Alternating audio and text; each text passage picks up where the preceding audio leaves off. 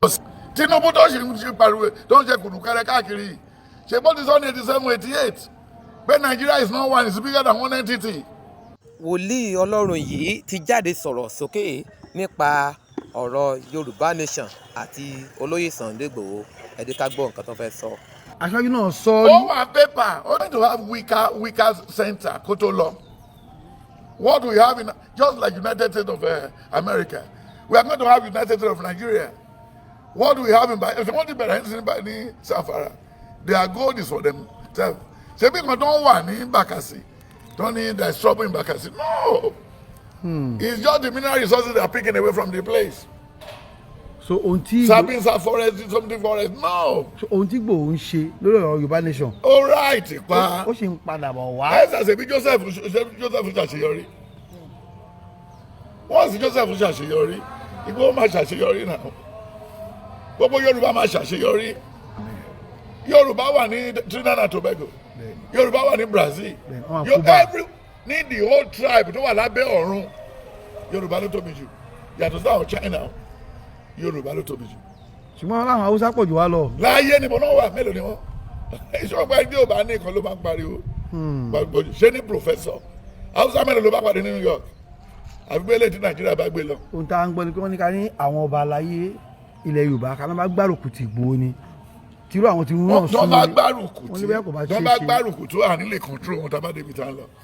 Let the Lord take the preeminence. Kí lè rí Ọlọ́run ọba kó wá sí iṣẹ́. In the book of Exodus 1:9-10-11, ó nígbà tí ọba kan dé tí ò mọ Joseph, ó ní ìyà dé wàhálà dé. Then when you look at the book of Exodus 2:6-10, nínú wàhálà iná bí Mósè. Nígbà tí ó sì orí ọmọ náà sì kíyèsí. Nínú wàhálà iná bí Mósè. Then nínú wàhálà iná Mósè dàgbà ní ààfin. Tinubu Yorùbá ti wọnú ààfin sí náà. Ẹ̀ẹ́dẹ́gílẹ̀ wá ń kọjú fún. Káwọn èèyàn wá ṣe pẹ̀lẹ́pẹ̀lẹ́. Mo ti sọ fún yín tẹ́lẹ̀ pé by 2023 our voice will be heard. Ó wà ní prediction 2022 mo fi hàn ẹ́ náà. Bẹ́ẹ̀ni. Then wọ́n kú tẹ̀m̀pà wọ́n jẹ́ ká dìbò àmọ́ ìta ń lọ. Ẹ̀dẹ̀ rántí ọ̀rọ̀ tí gentleman yẹn sọ. Ó ní èmi ló kàn. Tẹ́ bá fẹ́ mú Yorùbá èmi ni. Tẹ́ bá dẹ̀ fẹ́ mẹ́ni tó kàwé jù èmi ni. Tẹ́ bá dẹ̀ fẹ́ mẹ́ni tó pẹ́ ní politics jù èmi ni. Tẹ́ bá dẹ̀ fẹ́ mẹ́ni tó ní experience jù èmi ni. So bẹ́ẹ̀ ṣe ń tẹ̀lé mi lọ yẹn má lọ delegate mi ẹ kàn delegate. Tinubu sọ bẹ́ẹ̀. Ó ní tẹ ẹ náwó ẹ kówó jáde ẹ kówó jáde. Àmà wọlé àmà dìbò. Àbá má dé bẹ̀ tó bá gbọ́ ti lọ ṣe vice president Buhari. Àbá má dé bẹ̀. Bọ̀ tó fura.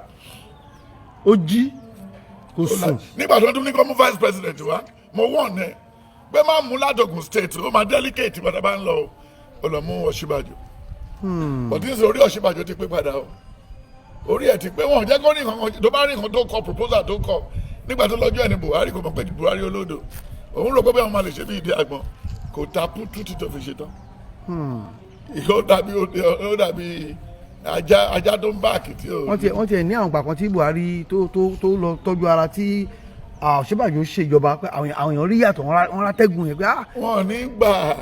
Wọ́n nígbà jọ pé dọ̀dọ́rù ló bá ṣẹ̀ sí nígbà tó ń bá ń pààyàn ní Benue Buhari àmàtayín níbi tó ti jẹ fúra dúdú nù àti túwó àwọn tó lísìn tó ń sìn ṣé ìgbà tí ẹni tí sọ́jẹ́ǹsì kún Nàìjíríà ẹ̀sà ìwọ tó interview mi ń sìn ọkùnrin mélòó ló bí méjì nàìjíríà wo fẹ́ mú kan láti kékeré lọ́jọ́ ìsọjà ẹ̀sìn ni àbẹ́ tó gbé kámẹ́rà ìfẹ́ lọ́jọ́ ìsọjà ó ga o we are under siege ó ga o we are under siege dákẹ́ let God take his preeminence. Wọ́n ní tó sọ ní Psalm 127 from 4 wọ́n ní bí kò ṣe pé Olúwa ṣọ́ ìlú náà aṣọ́ de ṣe la security wa ń dàgbà tí Abacha kó sínú ilé náà to tell you the secret today ogun ọ̀run àti ogun ayé parapọ̀ wọ́n yẹ̀yẹ́